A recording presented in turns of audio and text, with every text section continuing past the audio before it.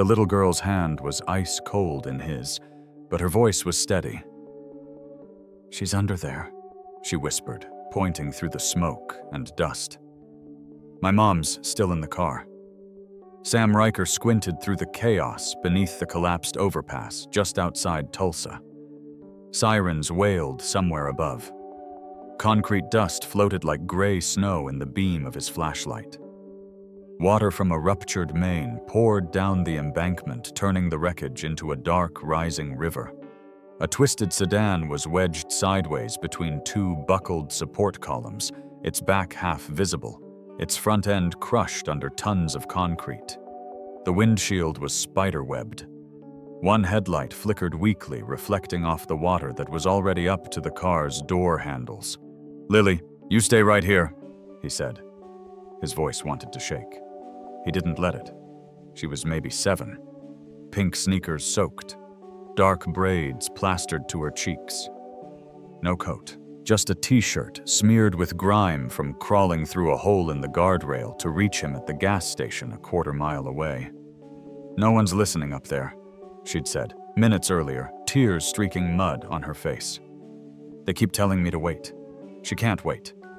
Now standing on broken asphalt at the edge of the drop, Sam could already feel the current tugging at his boots. The sedan shifted with a groan that made his stomach knot. Mom Lily screamed into the darkness. A weak hand thumped the inside of the fogged side window. Sam didn't think. He slid down the crumbling embankment into black, frigid water, every instinct he'd tried to bury roaring back to life. "Before I go any further, tell me where you're listening from tonight, and hit that like and subscribe button if you believe courage still matters in this world." A few hours before the bridge gave way, Samuel Riker was just a tired 38-year-old single dad trying to get through another long shift. He worked nights as a security guard at a truck stop off I-44, the kind of place that smelled like burnt coffee and fryer oil, no matter what time of day it was.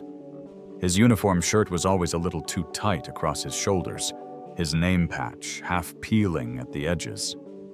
Most people saw him as background noise, a guy who checked IDs, broke up the occasional argument, and walked circles around the parking lot with a flashlight while everyone else kept driving. What they didn't see was the past he tried not to talk about.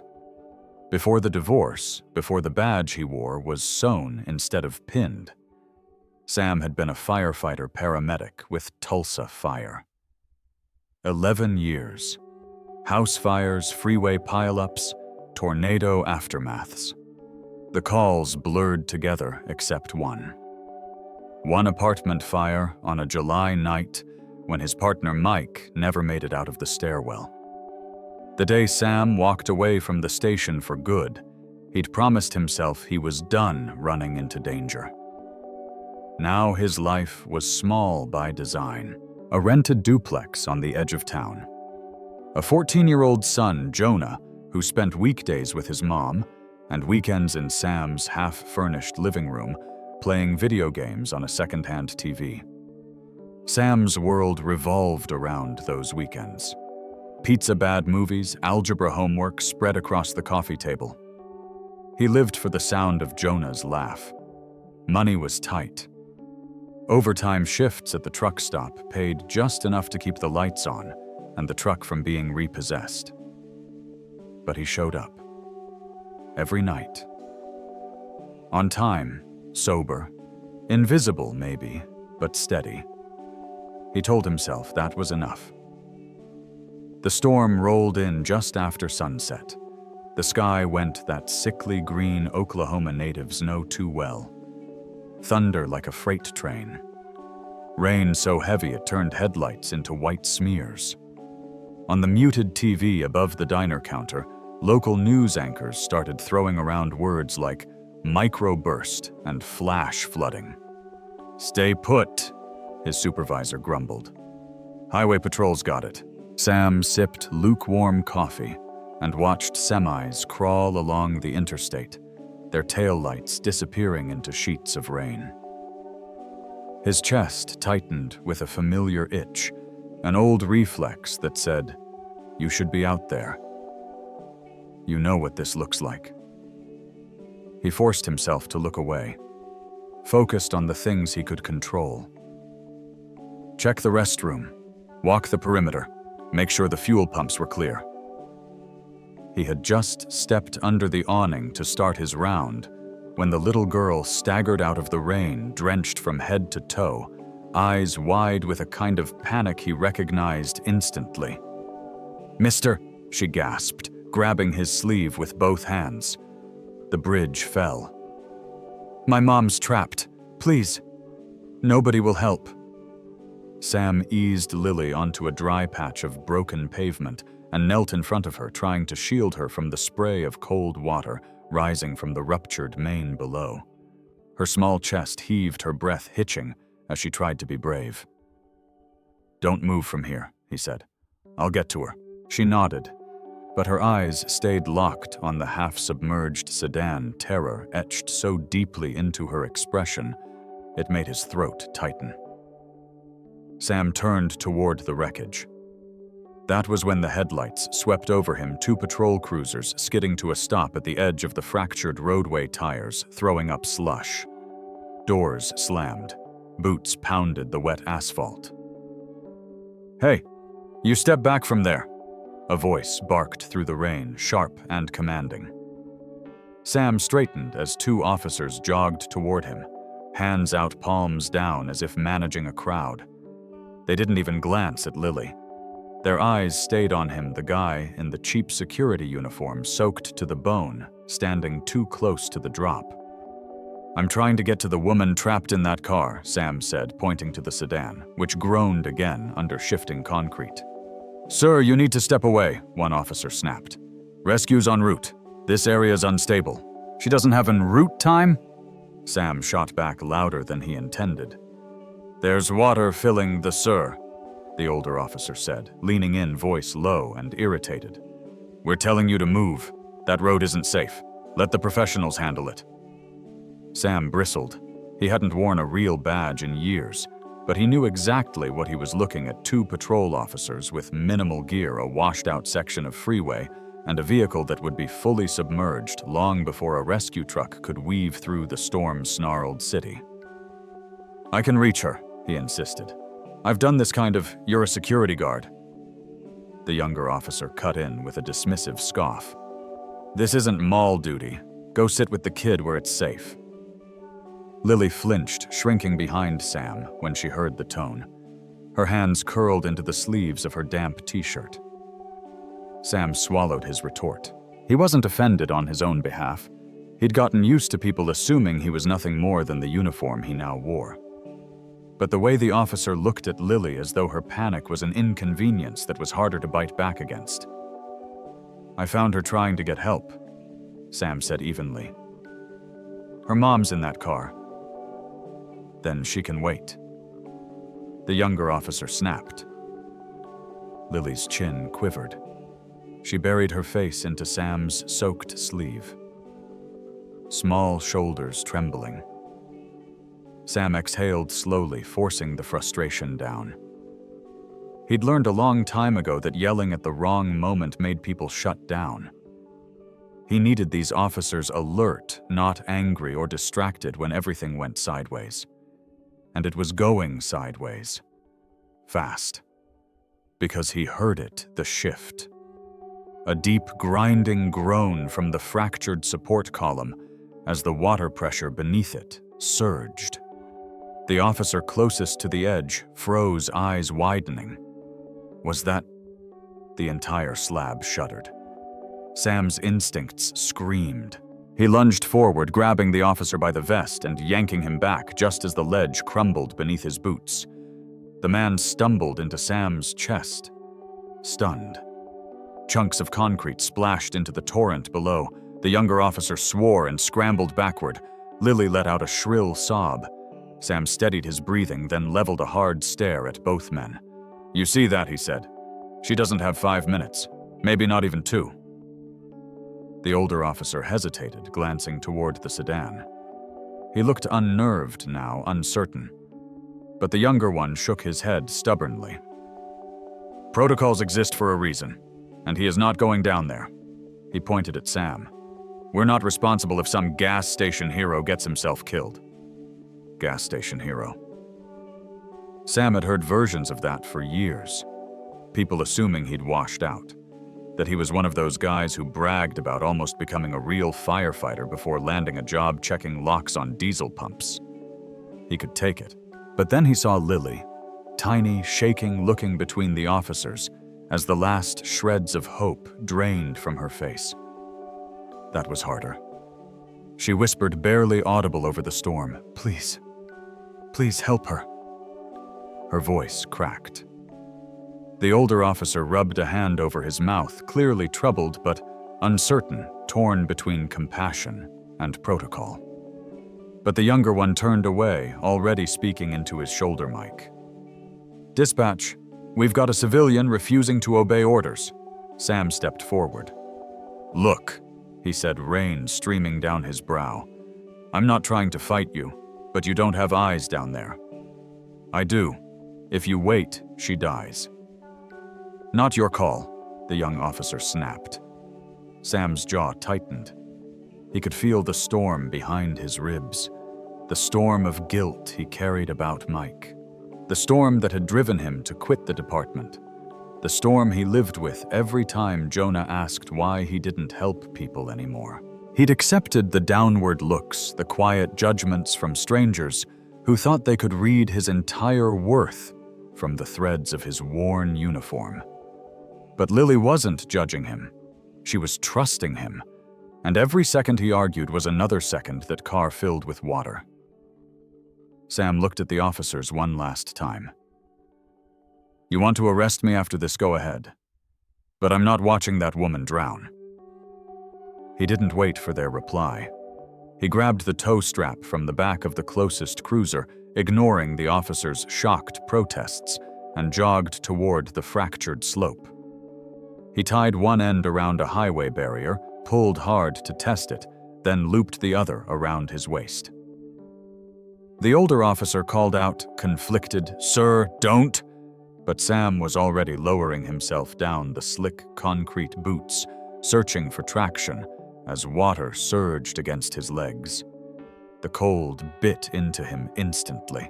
His fingers numbed, but he pushed through it, moving with practiced, muscle-deep familiarity. The officers hovered at the edge, shouting.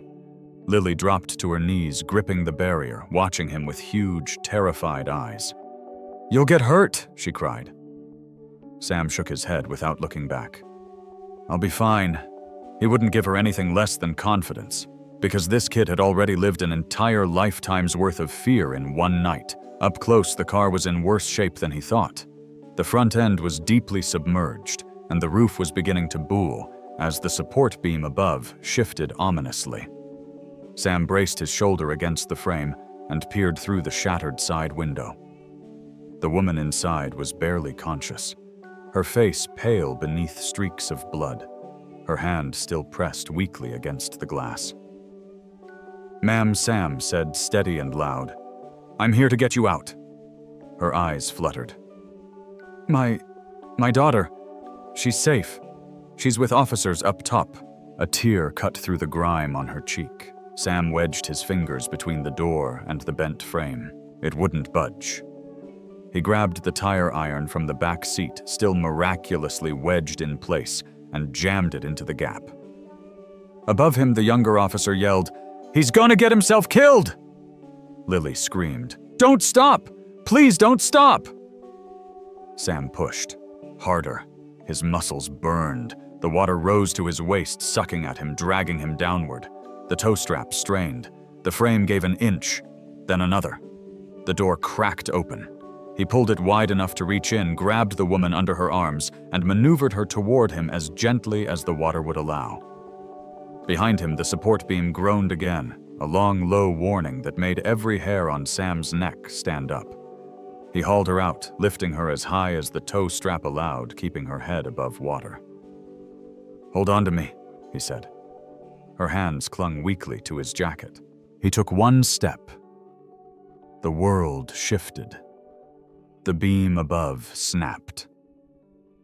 A massive chunk of concrete tore loose, slamming into the water where he'd stood seconds earlier, sending up a freezing wave that hit him full force. The impact snapped the strap taut, jerking his torso hard.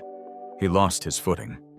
For an instant, he felt himself falling backward down into the black, churning water with a half-conscious woman clinging to him. Lily screamed from above, a sound so raw it cut straight through the roar of the storm. Sam twisted, planting his boots, pushing the woman upward with every ounce of strength he had. But the current dragged at them relentlessly, tugging them toward the deeper collapse, where the water churned like a hungry mouth. The older officer dropped to his stomach, reaching as far as he could. "Push her this way," he shouted. Sam drove forward, muscles screaming, forcing the woman toward the reaching hands above. Another piece of concrete groaned overhead. Another warning. Sam shoved the woman upward.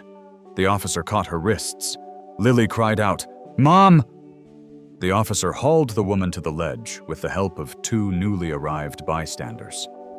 Sam exhaled with relief. Then the ledge beneath him cracked. A jagged fissure raced across the slab, spidering out beneath his boots. He saw it. He felt it. And he knew. The next break was coming for him. He looked up at Lily standing behind the barrier, her face streaked with rain and terror.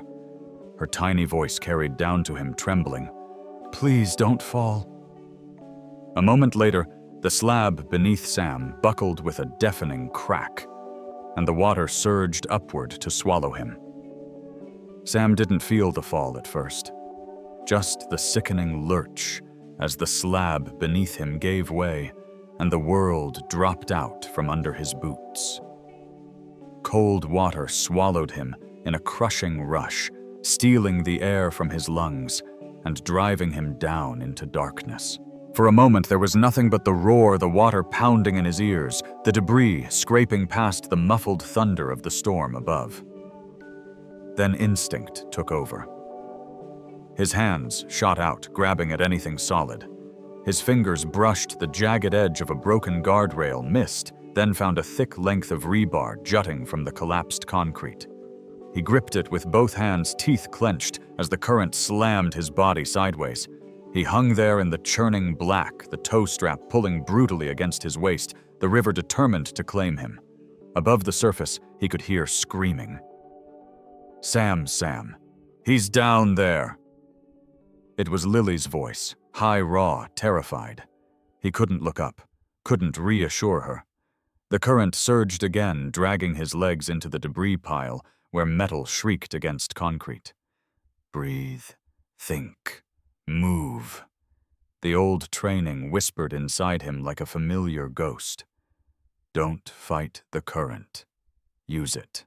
He tightened his grip on the rebar, let the water swing his legs around, and kicked hard against a chunk of submerged concrete. The motion brought his chest upward closer to the surface. His face broke through for one desperate gasp of air. There he is. Grab him. A flashlight beam sliced the dark. Someone reached toward him from the fractured ledge above, fingers brushing water instead of skin. The current yanked him under again. The cold tore at him, burrowing into his bones. His lungs burned, his vision narrowed. Not again, not like Mike. The memory struck him with brutal clarity, his partner trapped beneath a collapsed stairwell in a burning apartment building, the flames chewing the oxygen out of the air, Sam trying to crawl through smoke, choking him the sickening moment he realized he was 1 second too late. The guilt he'd carried for years flared like fire in the freezing dark. Not this time. Not this kid watching me disappear. Not with her mother just saved. Sam reached down with one hand, felt along his belt, and unclipped the strained toe strap with shaking fingers. The buckle snapped free, and the pressure on his ribs eased. He kicked upward, using every ounce of strength he had left. His head broke the surface again, and he dragged air into his burning lungs. He heard Lily sobbing real, panicked sobs. He can't hold on. Somebody help him. Her fear cut deeper than the cold ever could. Sam hooked one arm around a half-submerged beam and pulled himself higher. The younger officer, the one who'd dismissed him as a gas station hero, was now on his stomach, reaching toward him, stretching so far it looked like he might fall in himself. "Grab my wrist!" the officer yelled. Sam tried, but the current jerked him sideways, slamming his shoulder against the concrete. Pain exploded down his arm. "Come on!" the officer shouted again, louder this time, desperation replacing arrogance. Sam shook stars from his vision and forced his body to move. He stretched upward, muscles screaming, water ripping at him. Their fingers brushed, slipped, connected again. Then the officer's hand locked around his wrist. The man braced his feet against a chunk of asphalt. Another bystander grabbed the officer's belt. Someone else grabbed the bystander. A human chain anchored against the storm. Sam felt himself drawn upward, inch by inch, the current fighting every movement. His boots scraped the broken edge of the roadway, and he kicked hard, pushing himself higher. "Hold on, Dad. Hold on." The voice wasn't Lily's. It was Jonah. Sam's head snapped toward the sound. His son stood behind the barrier, drenched tears streaming down his face, having apparently run from his mom's neighborhood the second he saw emergency lights on the interstate. The sight hit Sam like a lightning bolt. Fear and pride and love all slamming into him at once. That was enough. Enough to make him dig deeper than he had left. With one final surge, he pushed upward as the officer heaved backward. Sam tumbled over the edge onto solid ground, rolling onto his back, chest, heaving water pooling around him. For a moment, he just lay there, the storm pounding his skin, his breath ragged. The world spun. His heartbeat roared. Then Lily threw herself onto him, sobbing into his soaked jacket. "You didn't fall. I thought you fell forever." He wrapped a shaking arm around her shoulders. "I'm right here," he whispered, breathless but steady. "I'm not going anywhere." Jonah pushed through the cluster of responders and dropped to his knees beside them, voice breaking. "Dad. Dad." I thought Sam pulled him in with his free arm holding both kids tight against him. His body trembled from cold and adrenaline, but his voice came out solid. "I'm okay. I'm here." The older officer knelt nearby, water dripping from his uniform eyes, wide with a kind of stunned respect. "You saved her," he said quietly. "If you hadn't gone down there..." Sam nodded, too exhausted to speak. Then the younger officer, the same one who'd mocked him, tried to keep him back and dismissed him as nothing, stepped forward. His face was pale, his expression shaken. He crouched down so he was eye level. "Look, I was wrong about you," he said, voice hoarse. "You kept her alive long enough for us to get her out. You kept yourself alive when most people wouldn't even have gone near that edge." Sam didn't gloat, didn't smirk. He was too tired, too drained, too relieved. He just said, "Her daughter needed someone." The officer swallowed. "Yeah. And you were that someone." More sirens approached rescue units, finally cutting through the storm. Lights flashed in red and blue arcs across the ruins of the overpass. Paramedics rushed to treat the woman Sam had saved, working quickly under a portable floodlight. She was conscious now, weak, but alive, whispering Lily's name. Lily sat up, wiping her eyes. "Can I go to her?" Sam nodded. "Go." She ran to the stretcher, small hand reaching for her mother's. Jonah stayed pressed against Sam's shoulder, shaking with leftover fear. Sam put a hand on the back of his son's head and held him close. The younger officer finally found his voice again. I put in a call," he said. "We've got more units coming. A tow crew, full evacuation protocol." Sam nodded. The officer hesitated, then added quietly, "Nobody else could have done what you just did." Sam didn't answer. He didn't need to. He wasn't thinking about recognition or pride. He wasn't thinking about the people who doubted him or the years spent shrinking into the background of his own life. He was thinking about Lily climbing into her mother's arms, about Jonah trembling beside him alive and safe because Sam hadn't disappeared into the dark, and about the quiet promise he'd made to himself years ago after losing Mike, after walking away from the job, after believing he didn't deserve to save anyone ever again. A promise that tonight, in the raging heart of a storm, he had finally broken through. He pushed himself upright, wincing as pain rippled along his ribs. Jonah steadied him with both hands, worry etched across his young face. "You okay, Dad?" Sam nodded slowly. "Yeah, I am." The paramedics called out for assistance, loading the stretcher into the ambulance. Sam stepped aside, watching as they secured Lily's mother and lifted her carefully. Lily held her mother's hand the entire time, refusing to let go. Just before they closed the ambulance doors, the woman lifted her head weakly and searched the cluster of responders. Her eyes found Sam. Through bruises and exhaustion, she managed a tearful, grateful smile. Sam dipped his head, a small, humble nod in return. The doors closed with a metallic thud, and the ambulance began to pull away, siren rising into the storm-soaked night. Jonah let out a shaky breath. "Dad, you didn't even think. You just went." Sam looked down at his son, the boy who'd watched him give up firefighting, who'd seen him shrink into a smaller life, who'd wondered why his father never ran toward danger anymore. "I thought," Sam said softly. "I thought about what I couldn't change before, and what I had a chance to change tonight." Jonah's eyes shined, not with fear anymore, with something else entirely. Pride. Real, unfiltered pride. The kind Sam hadn't seen in years. The storm rumbled overhead like the last sigh of a passing giant. Rain softened to a drizzle. Emergency lights painted the wet pavement in shifting colors.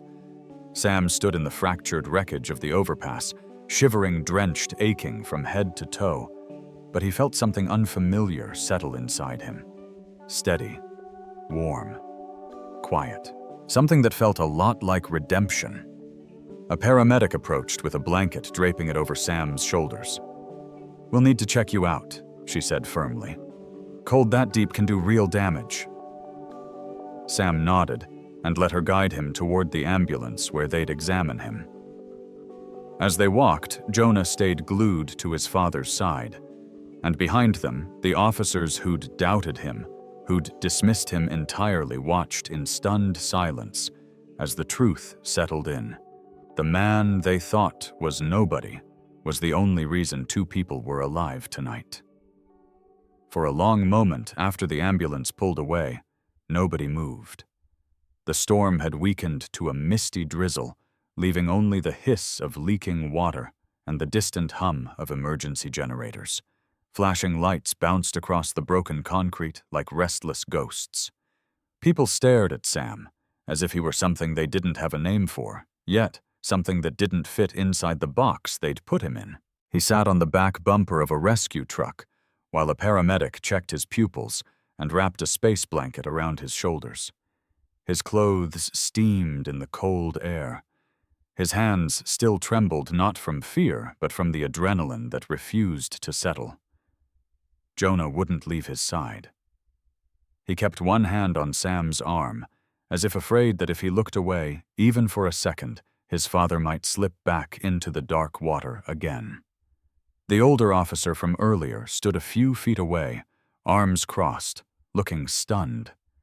The younger one paced in a tight circle, running a hand over his face. A cluster of bystanders whispered among themselves, pointing now and then toward the shattered drop where Sam had climbed out of the river onto solid ground. It wasn't hero worship. It was the dawning realization that nobody's nobody had done the one thing None of them dared try. "Sir," the paramedic said softly, shining a light into his eyes, "you're either extremely lucky or extremely good at not dying." Sam managed a breath of a laugh. A little of both. But the truth was heavier, deeper, older. And he felt it waiting for him like something that had been buried for years was finally clawing its way back toward the surface. More responders arrived, including a supervisor with a reflective vest marked Incident Commander. She approached the officers, asking rapid-fire questions, glancing toward Sam every few seconds. "Is that the civilian who went down?" she asked. Both officers nodded. The commander turned, studying Sam, with a look he recognized, the look of someone who saw more than most. She walked over, crouched slightly to meet his eye level. "You pulled a woman out of a car that was about to be completely submerged," she said. "In a collapse zone, with a water main break. Yes, ma'am. You didn't panic. You didn't hesitate." Her head tilted slightly. "You moved like you've done something like that before." Sam stayed quiet. Jonah looked up at him, waiting. The younger officer stepped forward, suddenly rubbing his hands together nervously. "Ma'am, before he went down there, he hooked a tow strap into a highway barrier. He tested it like he knew exactly how it should hold. He checked for load weaknesses on the concrete. He kept shouting instructions to us. Real technical stuff." The commander's eyes sharpened. "Sir," she said carefully, "what exactly did you do before you became a security guard?" Sam looked down at his shaking hands, still scraped raw from the rebar. The stormlight flickered over his knuckles, making the small scars from old burns stand out. Jonah squeezed his arm. "Dad," he whispered, "it's okay." Sam swallowed. He hadn't said this out loud in years, not fully, not honestly. The words felt rusty, like something that still carried smoke from the past. "I was with Tulsa Fire," he said quietly. 11 years. Search and rescue." The air around them shifted instantly. The younger officer's face drained of color. The older one straightened. The bystanders fell completely silent. Even the paramedic paused mid-bandage. Sam forced himself to keep going. "I was there the night of the Wilcox Apartments fire," he said. "My partner, Mike Carver, he didn't make it out. I made it to him, but..." His voice tightened. 1 second too late. Jonah's hand tightened around him. The commander nodded slowly, recognition flickering across her face. "I remember that fire," she murmured. "It made statewide news. One of the worst structural failures we've seen." Sam exhaled shakily. He didn't want to talk about it, but something inside him knew there was no going back now. "I left the department after that," he said. "Took whatever work I could find. Needed something quieter.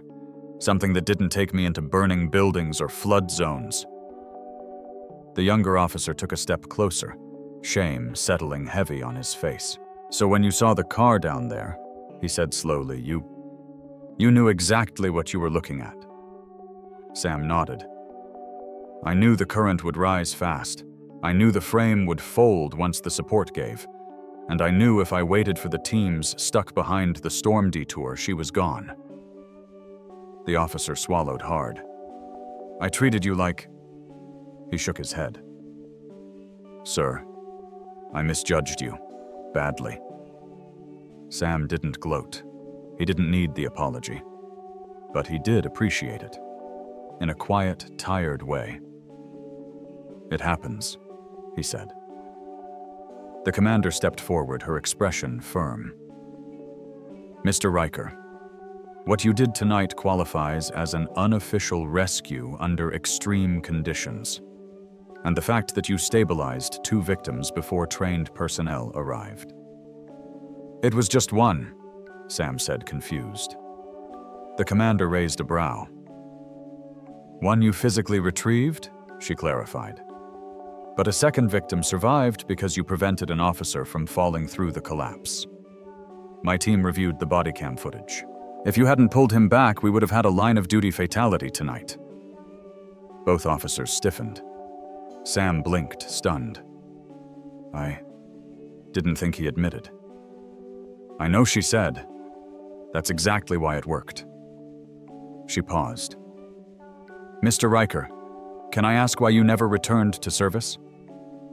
With your expertise. He closed his eyes.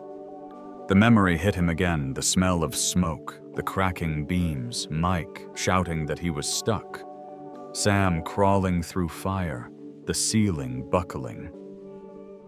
I didn't believe I had the right to save anyone else, he said quietly. Jonah's breath caught beside him. The commander's face softened, but she didn't pity him. She assessed him like she was evaluating not just who he had been, but who he might still be. That's not how this works, she said gently. And it's not how your partner would have wanted you to think. Sam's chest tightened. For years he'd carried that weight alone. Tonight it felt a little lighter. The younger officer suddenly spoke again, his voice breaking slightly. Sir, I owe you more than an apology. You saved me too. If you hadn't yanked me back, I'd be in that water right now. He looked Sam directly in the eyes. I'm sorry I talked to you like you were nothing. Sam nodded. You were scared. Everybody is during collapse events. No, the officer said firmly. That's not an excuse. I saw the uniform and made assumptions. He extended his hand. Thank you. Sam shook it, surprised at how steady his own hand felt. As they let go, the commander cleared her throat. Mr. Riker, I don't want to put pressure on you after what you've just been through, but I'm going to be honest. She produced a card and held it out. We're rebuilding the search and rescue unit next quarter. New leadership, new training modules. We need people who know how to read structural failures instinctively. People who can stay calm under impossible conditions. People like you. Sam stared at the card. His pulse thudded in his ears. Something inside him, the part that had gone dim after July, the part he thought was gone forever, stirred. Jonah leaned close, voice almost a whisper. Dad, you were amazing tonight. Sam's throat tightened. He wasn't sure he was ready. He wasn't sure he'd ever feel ready again. But the idea that his skills still meant something, that he hadn't wasted the best years of his life, only to fade into invisibility, that he could be the man Jonah believed he was. That possibility hung in the air like a beam of light through the storm clouds. The commander lowered her voice slightly. You don't have to answer now. But the truth is, you never stopped being what you were trained to be. Tonight proved that. Sam looked at the card again. A choice lay in front of him. Not forced, not demanded, but offered. A doorway back into the world he'd left behind.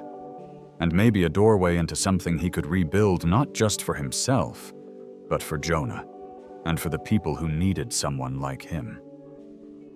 He closed his fingers around the card. The misty rain had fully stopped. Emergency crews began packing equipment. The water pipes hissed with diminishing force. The worst of the night was passing. But Sam knew the real turning point wasn't the water receding. It was the moment he finally saw himself clearly through the eyes of the people he saved, the son who believed in him, and the strangers who no longer wondered who he was. They knew. He wasn't the man who walked away from the fire. He was the man who walked back into the storm. And the next move he made would decide everything that came after. Sam didn't expect anything the next morning. He was still stiff and sore, wrapped in heating pads on his couch while Jonah rummaged in the kitchen for cereal. The storm had blown itself out overnight, leaving a cold kind of calm over town. Sam figured the world would move on.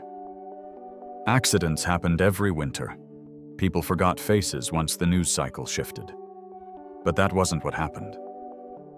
By noon, 2 officers from the night before knocked on his door, not with paperwork or questions, but simply to check on him.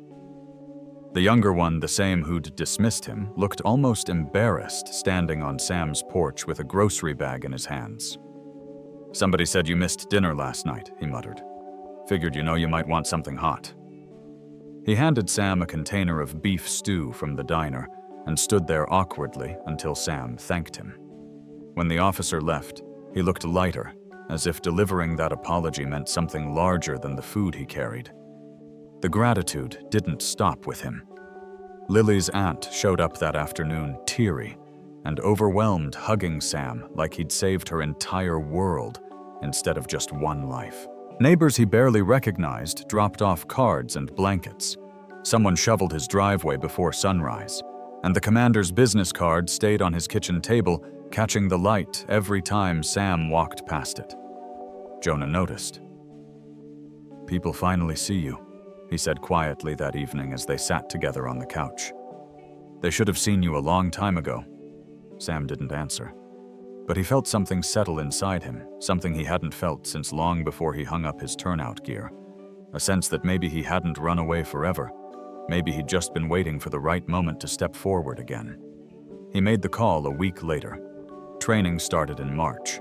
He wasn't sure he'd make it through the first run. His lungs still carried memories of smoke, and he hadn't pushed his body like that in years. But every time he thought about quitting, he thought of Lily's voice breaking across the storm, or Jonah's proud eyes watching from the barrier as he pulled someone else's mother out of the river. So he kept showing up.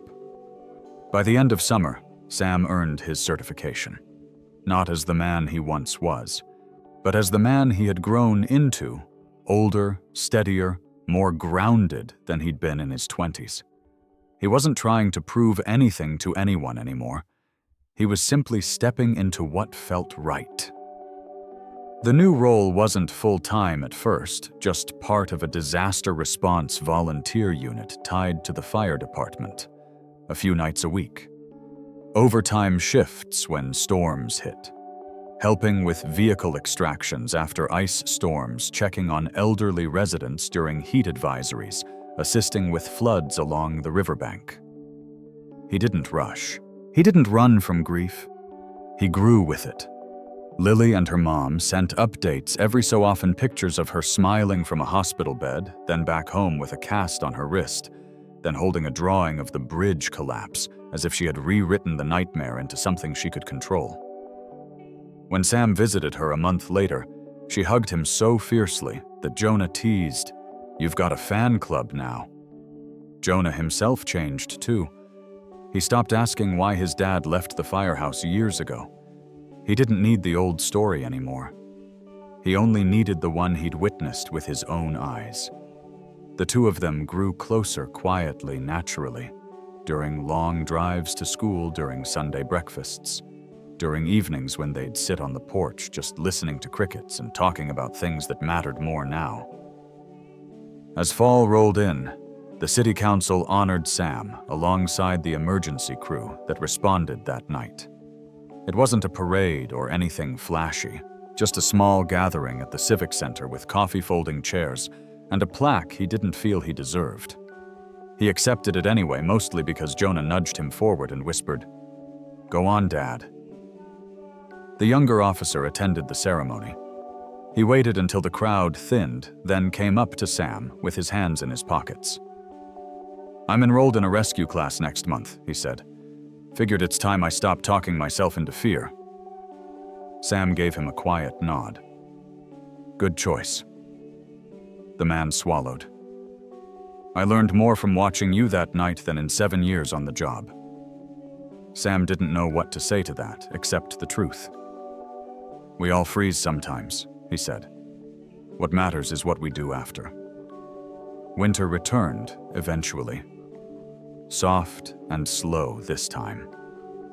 Snow dusted the edges of town, but didn't threaten to collapse anything. On one quiet Saturday, Sam and Jonah drove past the rebuilt overpass, now reinforced with steel plates and new drainage lines. Fresh pavement stretched clean and even across the river. Jonah stared out the window, hands tucked in the sleeves of his hoodie. "You ever think about that night?" he asked. Sam nodded. "Yeah, I do." "You scared me," Jonah said. "But I've never been prouder of you." Sam's eyes stung, but he kept them on the road. "Thanks, kid," he said softly. "I'm proud of you too." They pulled into a diner afterward, the same one where the officers bought his stew weeks before. The waitress recognized him immediately and didn't bother with a menu. "Coffee and 2 plates of pancakes," she said. Sam laughed. "Guess I'm predictable." "Guess you're appreciated," she corrected. Later that afternoon, as they left the diner, Sam paused on the sidewalk. Snowflakes drifted down lazily from a pale sky, melting as soon as they touched the warm asphalt. Jonah walked a few steps ahead, hands in his pockets, humming some tune Sam didn't recognize. For the first time in a long time, Sam felt no weight in his chest. No old guilt tugging him backward. No voice telling him he'd failed too many times to try again. The storm that once defined him had passed. He wasn't running from the fire anymore. He was walking toward whatever came next with steady steps, with a son who finally saw him clearly, and with a purpose that didn't come from a uniform or a title, but from the simple knowledge that he still had something to give.